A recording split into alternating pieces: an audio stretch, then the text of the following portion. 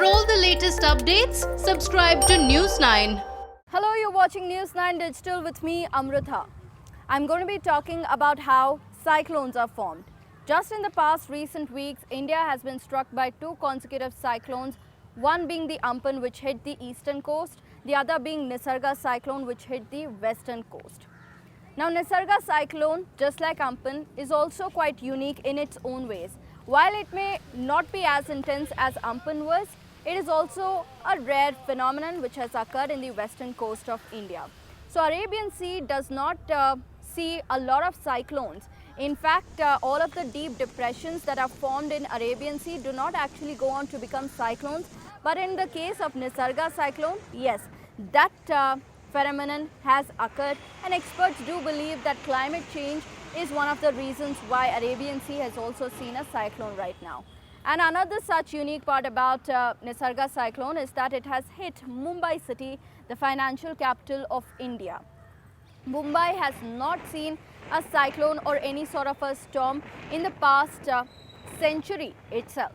And not to forget, Mumbai is reeling under COVID-19 crisis, and the local authorities are over there trying to chalk up strategies to decongest their slums where coronavirus is spreading like a wildfire. So in that scenario, evacuating thousands of people from low-lying regions and vulnerable regions to one particular place has become a challenge for the authorities as well.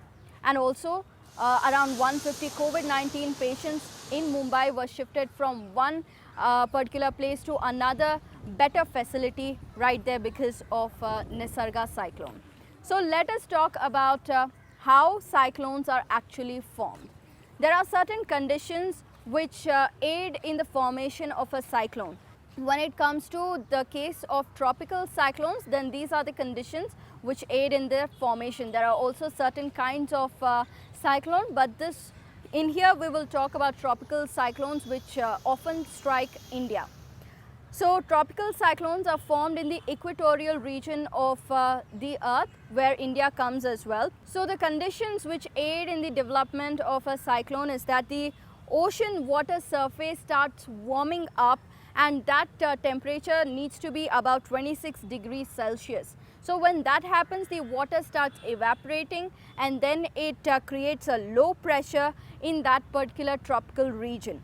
And the second condition which aids in the formation of a cyclone is called the Coriolis effect. Now, Coriolis effect is nothing but the earth spinning on its axis, which decides the direction of the wind from where it will flow to where.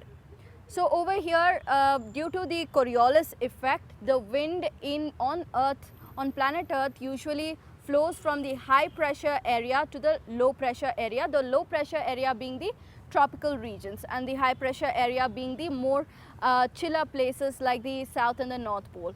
So when the air starts coming down from there, due to the cyclone formation which is already happening, the low pressure intensity or the eye of the storm does suck in all of the cool air which is coming in from the high pressure area. So this cool air rushes in to fill the void which has been formed due to evaporation, because water has been evaporating and all the vapors are rising, and that's why the cool air comes in to fill that void.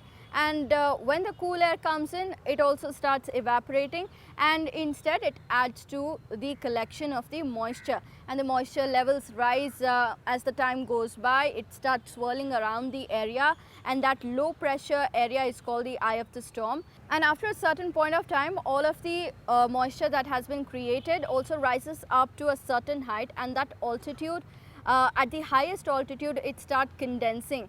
There the temperatures are quite cold. So this all aids in the formation of a cyclone. As the time passes by, this low pressure area and all of the swirling clouds which have formed eventually starts gaining speed. It works as a suction, it pulls in more wind, more evaporation happens, and more mass is gathered. So with this, the cyclone gains speed, and then slowly it barrels towards land.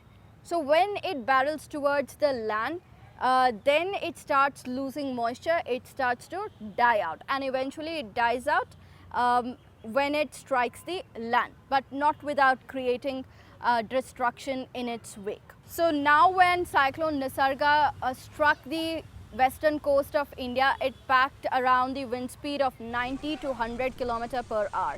It was not as intense as compared to Amphan. So also talking about how cyclones are rated on their intensity, they are rated on a scale of 1 to 5. Amphan was rated 4 level on the scale of 5 in its intensity, while Nisarga cyclone has been rated 2 on a scale of 5. It has become a challenge for the local authorities to tackle the rising climate change challenges, which are bringing in barreling cyclones towards our lands and destroying livelihoods, lives as well. So how the government brings in action, long-term action to mitigate the climate change effects needs to be seen. You can leave in the comments down below what you think of the cyclones that are striking India and elsewhere as well. Also like, share and subscribe to News9 Digital.